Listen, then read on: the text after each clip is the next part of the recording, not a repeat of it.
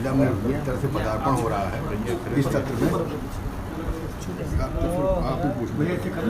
अरे यार डिस्टर्ब नहीं करते हैं अंकुर भाई, चलिए दादा। तो और आज ही PFI पे बैन लगा ये जब संयोग से क्या इस तरह का है, आप हमेशा कहते रहे बीच में अपील करते रहे।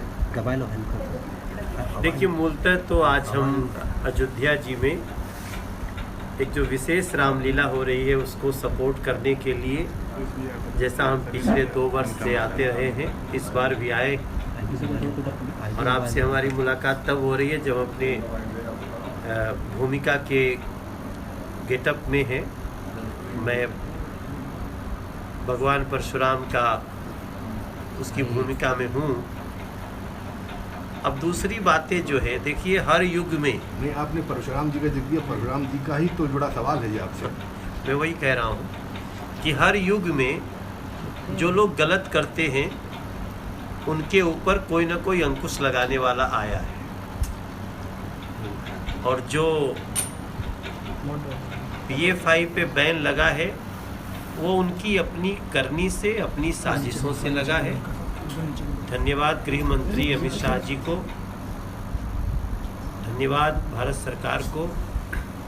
जो भी व्यक्ति हमारे देश में आतंकी घटनाओं को, दंगे की घटनाओं को, नफरत को फैलाएगा, उसके ऊपर किसी न किसी रूप में अवश्य प्रहार होगा।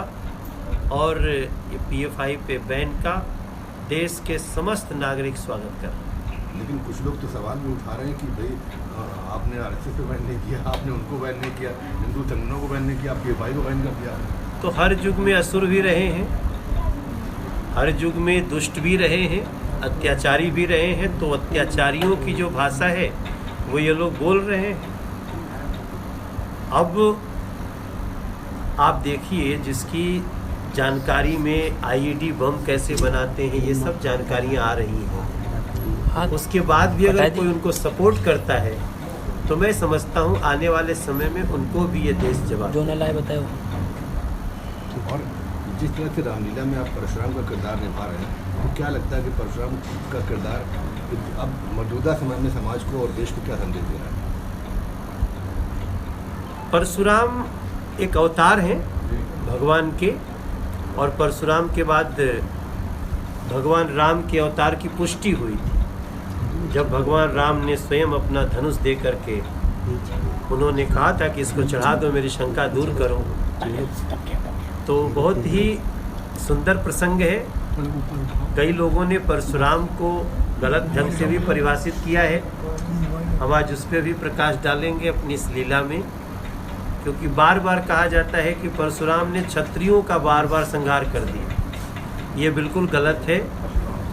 जो अत्याचारी थे, अत्याचारी राजाओं का उन्होंने अंत किया, क्योंकि जनक जी के घर में शिव जी का धनुष था, जनक जी को बहुत प्रिय मानते थे, दशरथ जी के पुत्रों को आशीर्वाद दिए। उसका मतलब क्षत्रिय का वो शत्रु नहीं थे, अन्यायी राजाओं के शत्रु थे। और उस काल में जो भी राजा होता था वो क्षत्रिय होता था। तो ये बहुत एक गूढ़ बात है, जिसको मैं प्रार्थना करता हूँ परशुराम की भूमिका में कि उसको भी संसार समझे। इन साजिशों से जातिगत नफरत नहीं फैलनी चाहिए। एक आखिरी सवाल है कि जिस तरह से उत्तरांचल और झारखंड तक उसका मामला फैला हुआ है, वो और जिस रामलीला में आप किरदार निभाए वो नारी प्रधान माना जाता है, तो दोनों आपको क्या लगता है किस तरह की घटनाओं को लेकर जिस तरह से नारी की हर समय रक्षा होनी चाहिए। नारी की रक्षा के लिए जो भी आगे आएगा उसको देश समाज बहुत सम्मान करेगा। जो भी नारी के खिलाफ अत्याचार करते हैं उनके खिलाफ कड़ी से कड़ी कार्रवाई होनी चाहिए, चाहे वो कोई भी। जय जय श्री राम। छोड़ दीजिए। छोड़